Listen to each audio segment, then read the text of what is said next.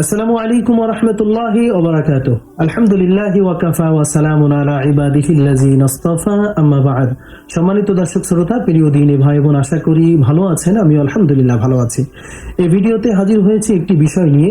তা হলো, আমাদের ঘরের কোনো মা বোনের কাছে যদি প্রয়োজনের অতিরিক্ত অনেকগুলো শাড়ি থাকে, দামি দামি শাড়ি, বা কোনো পুরুষের কাছে প্রয়োজনের অতিরিক্ত দামি দামি পোশাক থাকে, তাহলে এই শাড়ি বা এই দামি দামি পোশাকের উপরে কোরবানি ওয়াজিব হবে কিনা, এই বিষয়টি নিয়ে সংক্ষিপ্ত আকারে বিস্তারিত আলোচনা করার চেষ্টা করব, যতটুকু আলোচনা করলে পরিষ্কারভাবে বোঝা যায়। ওমা তৌফিক ইল্লা বিল্লাহ।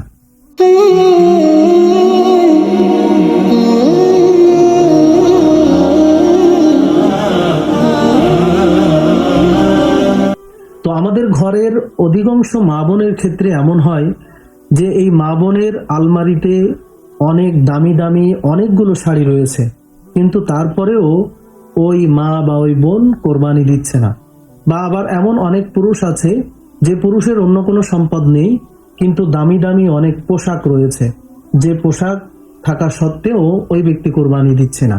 তো যে মা বোনের কাছে অনেকগুলো দামি দামি শাড়ি থাকবে, বা যে ব্যক্তির কাছে অনেক দামি দামি পোশাক থাকবে অনেকগুলো, তাহলে সেক্ষেত্রে দেখতে হবে, হতে পারে একজন মা বোনের কাছে 20টি শাড়ি রয়েছে, যে শাড়িগুলো অনেক দামি দামি। তাহলে এই শাড়িগুলো থেকে এই 20টি শাড়ির মধ্যে 3টি শাড়ি বাদ দিতে হবে, অর্থাৎ 3টি শাড়ি তার প্রয়োজনের জন্য বাদ দিতে হবে। বাকি 17টা শাড়ির মূল্য হিসাব করতে হবে। যদি এই 17টি শাড়ির মূল্য হিসাব করলে নেশাব পূর্ণ হয়, অর্থাৎ 52.5 ভরি রূপার সমমূল্য পরিমাণ এই শাড়িগুলোর মূল্য যদি দাঁড়ায় বা সমান হয় বা এর থেকে বেশি হয়, তাহলে ওই মা বোনের উপরে কোরবানি ওয়াজিব। যদিও বা ওই মা বোনের কাছে স্বর্ণ অলংকার বা নগদ অর্থ বা অন্য সম্পদ নেই, শুধুমাত্র এই অতিরিক্ত শাড়ি বা অতিরিক্ত পোশাক থাকার কারণে তার উপরে কোরবানি ওয়াজিব।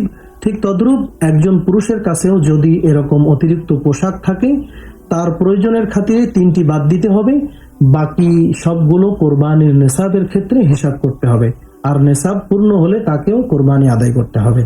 আশা করি আমরা বিষয়টি পরিষ্কারভাবে বুঝতে পেরেছি যে একজন মা বোনের কাছে অনেকগুলো শাড়ি থাকলে বা পোশাক থাকলে, বা একজন পুরুষের কাছে অনেকগুলো পোশাক থাকলে, দামি দামি পোশাক, তার উপরে কোরবানি ওয়াজিব হবে কিনা। আল্লাহ সুবহানাহু ওয়া তাআলা আমাদের সকলের এই অতিরিক্ত সম্পদ হিসাব করে নিসাব পূর্ণ হলে কোরবানি আদায় করার তৌফিক দান করুন, আমিন।